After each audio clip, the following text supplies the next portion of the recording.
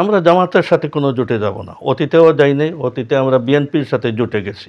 যেভাবে আওয়ামী লীগ দখলদারিত্ব আর এই সেই আছে, জামাতের একটা স্বভাব হইল মাদ্রাসা মসজিদ দখলদারি।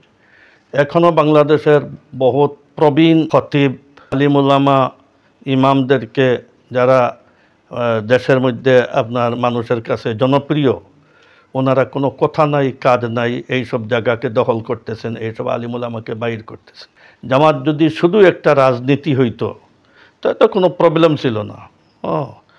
আকাইদের যে আপনার তারা যদি শুধু নিজের রাজনীতি হিসাবে থাকতো, কিন্তু ওনারা একটা মতবাদ পালন করেন, একটা মতবাদ অনুসরণ করেন, এই মতবাদকে সর্বত্র ছড়াইতে থাকেন।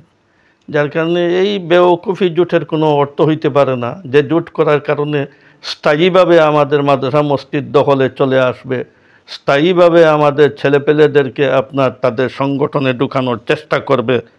আমরা ১৫০০ বছর থেকে এক ইসলামী শিক্ষার আপনার সংরক্ষণ, ইসলামী আকিদার আহলুস সুন্নাত ওয়াল জামাতের সংরক্ষণের কাজ করি।